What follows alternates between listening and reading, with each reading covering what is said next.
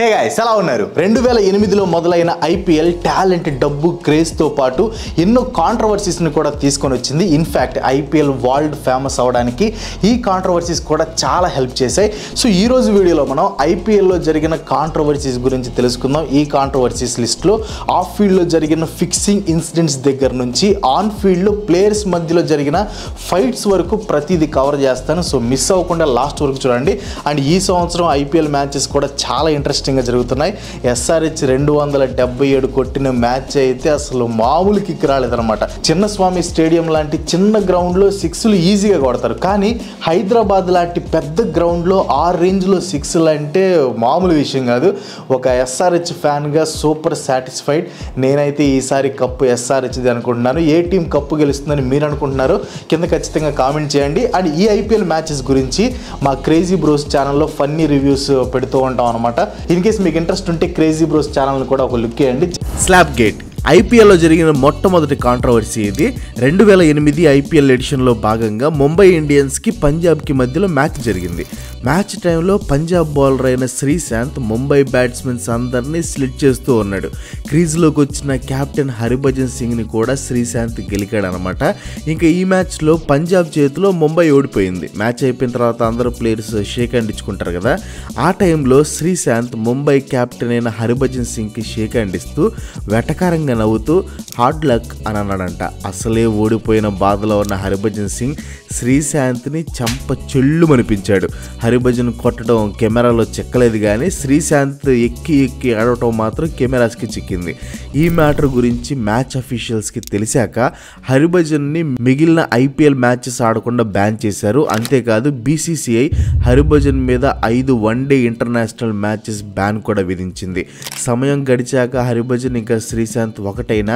ఈ ఇన్సిడెంట్ మాత్రం slab gate పేరుతో ఐపీఎల్ హిస్టరీలో మొట్టమొదటి కాంట్రవర్సీగా ఎప్పటికీ నిలిచిపోయింది Shahrukh Khan versus Wankhede staff Bollywood star and KKR team owner అయిన షారుఖ్ ఖాన్ జనరల్గా కాంట్రవర్సీస్కి చాలా దూరంగా ఉంటాడు కానీ 2012 ఐపీఎల్లో మాత్రం షారుఖ్ ఖాన్ కాంట్రవర్సీకి సెంటర్ ఆఫ్ అట్రాక్షన్ అయ్యాడు 2012 మే 16న ముంబైలోని వాంకడే స్టేడియంలో కేకేఆర్ ఇంకా ముంబైకి మ్యాచ్ జరిగింది ఈ మ్యాచ్లో కేకేఆర్ గెలిచింది ఈ మ్యాచ్కి షారుఖ్ ఖాన్ అటెండ్ అవ్వలేదు కానీ మ్యాచ్ అయిపోయిన తర్వాత సెలబ్రేట్ చేసుకోవడం కోసం షారుఖ్ ఖాన్ తన ఫ్రెండ్స్ ఇంకా పిల్లలతో గ్రౌండ్ లోపలికి వెళ్ళడానికి ట్రై చేశాడు కానీ అక్కడ ఉన్న గ్రౌండ్ సెక్యూరిటీ వాళ్ళు షారుఖ్ ఖాన్ని అడ్డుకున్నారు దాంతో షారుఖ్ ఖాన్కి సెక్యూరిటీ వాళ్ళకి పెద్ద గొడవ జరిగింది షారుఖ్ ఖాన్ చెప్పిన దాని ప్రకారం వాంకడే సెక్యూరిటీ వాళ్ళు తనని అడ్డుకోవడమే కాకుండా చిన్నపిల్లలతో దురుసుగా ప్రవర్తించారంట అందుకే షారుఖ్ ఖాన్ వాళ్ళతో గొడవకి దిగాడంట వాంకడే స్టాఫ్ చెప్పిన దాని ప్రకారం చూసుకుంటే షారుఖ్ ఖాన్ బాగా తాగొచ్చి గ్రౌండ్లోకి వెళ్ళొద్దని చెప్పినందుకు గ్రౌండ్ స్టాఫ్ని తిట్టి వాళ్ళతో గొడవకి దిగాడంట ఈ ఇన్సిడెంట్ కూడా కెమెరాకి చిక్కలేదు కాకపోతే ఈ ఇన్సిడెంట్కి సంబంధించిన ఆడియో మాత్రం బయటకు వచ్చింది If anybody is smoking, you want to arrest me and take me. Use your language properly. You use your language properly. Okay. You use your language properly. ఈ ఆడియోలో క్లారిటీ లేకపోయినా షారుఖ్ ఖాన్ ఇంకా వాంకడే స్టాఫ్ గొడవ పడుతున్నట్టు మాత్రం అర్థమవుతుంది తప్పు ఎవరిదో క్లారిటీ లేకపోయినా ఈ ఇన్సిడెంట్ పెద్ద కాంట్రవర్సీ అయింది వాంకడే అఫీషియల్స్ షారుఖ్ ఖాన్ మీద కేసు పెట్టడమే కాకుండా 5 సంవత్సరాల పాటు వాంకడేలోకి రాకుండా షారుఖ్ ఖాన్ ని బ్యాన్ చేశారు The managing committee is forced to ban Mr. Shah Rukh Khan for entering Wankhede Stadium for a period of 5 years.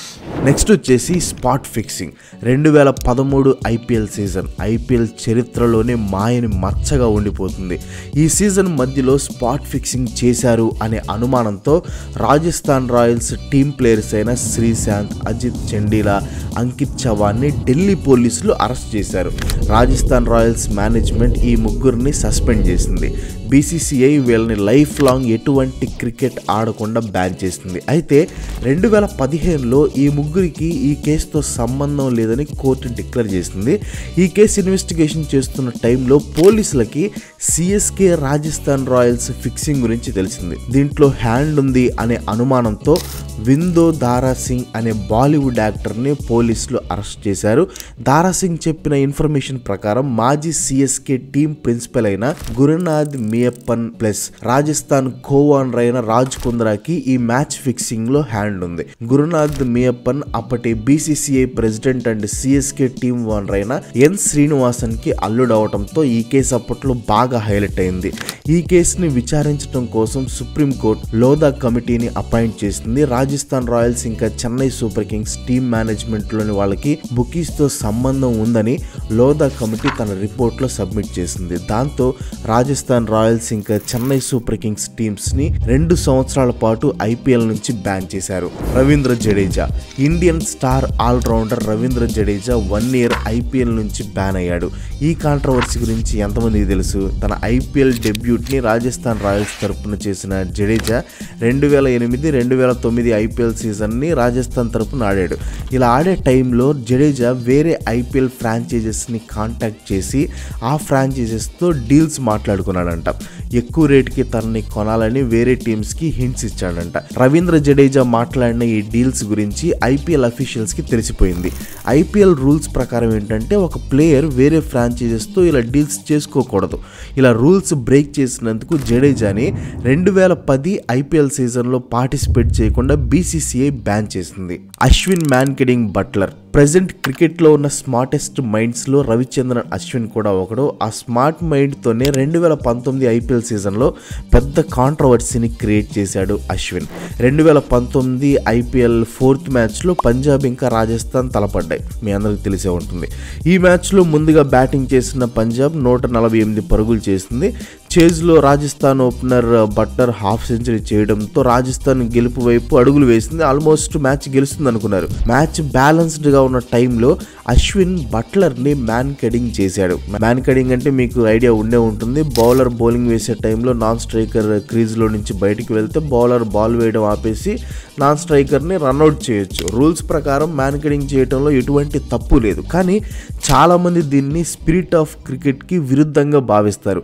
Match బ్యాలెన్స్డ్గా ఉన్న టైంలో అశ్విన్ బట్లర్ని మ్యాన్కెడింగ్ చేయడంతో రాజస్థాన్ మ్యాచ్ ఓడిపోయింది. చాలామంది ఎక్స్ క్రికెటర్స్ అశ్విన్ చేసింది కరెక్ట్ కాదని ఆర్గ్యూ చేస్తే, ఇంకొంతమంది అశ్విన్ అలా చేయటంలో ఎలాంటి తప్పు లేదు అని ఆర్గ్యూ చేశారు. ఇలా డివైడెడ్ ఒపీనియన్స్తో ఈ మ్యాన్కెడింగ్ ఇన్సిడెంట్ పెద్ద కాంట్రవర్సీని క్రియేట్ చేసింది. అసలు అశ్విన్ చేసింది కరెక్టా కాదా? మీ ఒపీనియన్ ఏంటో కింద కామెంట్లో చెప్పండి. నెక్స్ట్ వచ్చేసి లలిత్ మోడీ సాగా. ఐపీఎల్ పుట్టడానికి కారణమైన లలిత్ మోడీ ఐపీఎల్లో మల్టిపుల్ కాంట్రవర్సీస్ పుట్టడానికి కూడా కారణమయ్యాడు. 2011లో ఐపీఎల్లో 2 కొత్త ఫ్రాంచైజెస్ని యాడ్ చేశారు. దాంట్లో ఒకటి కొచ్చి టస్కర్స్ కేరళ అనే టీం కోసం ఆర్ఎస్డబ్ల్యూ అనే కంపెనీ 2010లో బిడ్ వేసి బిడ్ని గెలుచుకుంది. ఈ కంపెనీకి కో ఓనర్ సునందా పుష్కర్ అప్పటి మినిస్టర్ ఆఫ్ ఎక్స్టర్నల్ అఫైర్స్ అయిన శశి థరూర్ గారికి బాగా క్లోజ్ ఫ్రెండ్ అండ్ ఆ తర్వాత వైఫ్ కూడా అయ్యారు. నిజానికి ఈ కొచ్చి టస్కర్స్ ఫ్రాంచైజ్ డీల్ అంతా ఒక అన్డిస్క్లోజ్డ్ డీల్గా జరిగింది. అంటే ఈ డీల్ గురించి బయట ఎవరికీ తెలియదు. కానీ లలిత్ మోడీ ఈ డీల్ గురించి ఒక ట్వీట్ చేసి ఆ డీల్ డీటెయిల్స్ మొత్తం పబ్లిక్కి తెలిసేలా చేశాడు. దాంతో శశి థరూర్ పవర్ వల్లనే సునందా పుష్కర్కి ఐపీఎల్ ఫ్రాంచైజ్ దక్కింది అనే ఆరోపణలు వచ్చాయి. దాంతో శశి థరూర్ గారు తన మినిస్టర్ పదవికి రిజైన్ చేశారు. 2010 ఐపీఎల్ ఫైనల్ అయిపోయిన వెంటనే బీసీసీఐ లలిత్ మోడీని ఐపీఎల్ చైర్మన్ పదవి నుంచి అండ్ బీసీసీఐ వైస్ ప్రెసిడెంట్ పదవి నుంచి సస్పెండ్ చేసింది. దీని తర్వాత లలిత్ మోడీ చేసిన డీల్స్ అన్ని బయటికి రావడం స్టార్ట్ అయ్యాయి. 2010 ఐపీఎల్ అయిపోయిన వెంటనే మోడీని ఐపీఎల్ చైర్మన్ పదవి నుంచి బీసీసీఐ వైస్ ప్రెసిడెంట్ పదవి నుంచి తీసేశారు. ఫ్యామిలీ మెంబర్స్కి పనికొచ్చేలా డీల్స్ చేయటం, బ్రాడ్కాస్టింగ్ రైట్స్ని మిస్యూజ్ చేయటం, ఫ్రాంచైజెస్ని తక్కువ కాస్ట్లో ఫ్యామిలీ మెంబర్స్కి ఇప్పించడం, మనీ లాండరింగ్, ఇలా మొత్తం 22 ఆరోపణలు ఎదుర్కొన్న మోడీ ఐపీఎల్లో మోస్ట్ కాంట్రవర్షియల్ పర్సన్ అయ్యాడు. నెక్స్ట్ వచ్చేసి కోహ్లీ వర్సెస్ గంభీర్. ఐపీఎల్ వల్ల foreign cricketers and Indian cricketers కలిసి ఆడటం చూడొచ్చు అనుకున్నాం, కానీ మన ఇండియన్ క్రికెటర్సే స్లెడ్జింగ్కి దిగి ఆల్మోస్ట్ కొట్టుకునేదాకా వెళ్తారని ఎప్పుడూ అనుకోలేదు. ఇండియన్ టాప్ క్రికెటర్స్ అయిన గౌతమ్ గంభీర్ అండ్ విరాట్ కోహ్లీకి మధ్య మధ్యలో కాంట్రవర్సీ 2013లో మొదలైంది. 2013లో కేకేఆర్కి ఆర్సీబీకి మధ్యలో మ్యాచ్ జరిగిందనమాట. ఈ మ్యాచ్లో కోహ్లీ అవుట్ అయినప్పుడు కేకేఆర్ కెప్టెన్ గంభీర్ కోహ్లీని స్లెడ్జ్ చేశాడు. దాంతో కోహ్లీ సీరియస్గా గంభీర్ వైపు వచ్చాడు. ఇంకా ఇద్దరు ఆల్మోస్ట్ కొట్టుకున్నారు అనుకుంటున్న టైంలో మిగతా ప్లేయర్స్ వచ్చి ఇద్దరిని వేరు చేశారనమాట. వీళ్ళిద్దరి రైవల్రీ 10 సంవత్సరాల తర్వాత మళ్ళీ 2023లో నిప్పు రాజేసుకుంది. ఈసారి ఎల్ఎస్జీకి మెంటర్గా ఉన్న గంభీర్ ఆర్సీబీతో మ్యాచ్ అయిపోయాక గంభీర్తో వాదన పెట్టుకున్నాడు. మ్యాచ్ టైంలో ఎల్ఎస్జీ ప్లేయర్ నవీన్ ఉల్హక్ని కోహ్లీ స్లెడ్జ్ చేశాడు. దీనికి రివెంజ్గా మ్యాచ్ అయిపోయాక గంభీర్ కోహ్లీతో వాదన పెట్టుకున్నాడు. వీళ్ళిద్దరి రైవల్రీ ఆన్ ఫీల్డ్ నుంచి సోషల్ మీడియాలో కూడా పాకింది.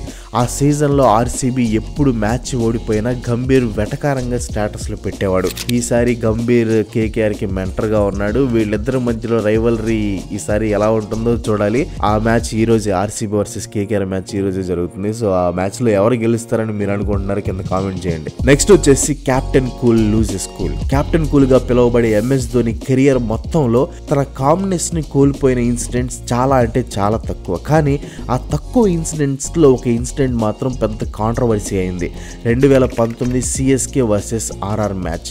సిఎస్కే గెలవడానికి లాస్ట్ ఓవర్లో 18 రన్స్ కావాలి. క్రీజ్లో Ravi Jadeja and Mitchell Santner ఉన్నారు. ఫైనల్ ఓవర్ వేసిన బెన్ స్టోక్స్ 4th బాల్ని ఫుల్ టాస్ వేశాడు. అది లో ఫుల్ టాసే అయినా మెయిన్ ఎంపైర్ మాత్రం పొరపాటున దాన్ని నో బాల్ అని సిగ్నల్ ఇచ్చాడు. కానీ స్క్వేర్ లెగ్ ఎంపైర్ అది నో బాల్ కాదని సిగ్నల్ ఇవ్వడంతో మెయిన్ ఎంపైర్ తన డెసిషన్ని వెనక్కి తీసుకున్నాడు.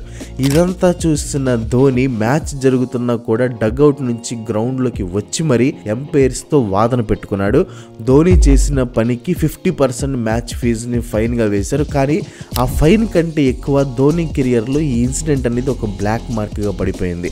రూల్స్ ప్రకారం మ్యాచ్ జరుగుతున్నప్పుడు అలా రాకూడదు. చాలా మంది ఫస్ట్ టైం ధోనిని అంత కోపంగా చూశారు. That's all for today. ఈ వీడియో మీకు ఎలా అనిపించిందో కింద కామెంట్లో పోస్ట్ చేయండి. అండ్ ఈ వీడియో మీకు నచ్చితే మీ ఫ్రెండ్స్ అండ్ ఫ్యామిలీకి షేర్ చేయండి. అండ్ వీడియోని లైక్ కొట్టడం మాత్రం మర్చిపోవద్దు. ఇలాంటి ఇన్ఫర్మేటివ్ వీడియోస్ మరెన్నో చూడాలనుకుంటే వెంటనే మన ఛానల్కి సబ్స్క్రైబ్ అయిపోండి. ఇంకో మంచితో మళ్ళీ కలుసుకుందాం.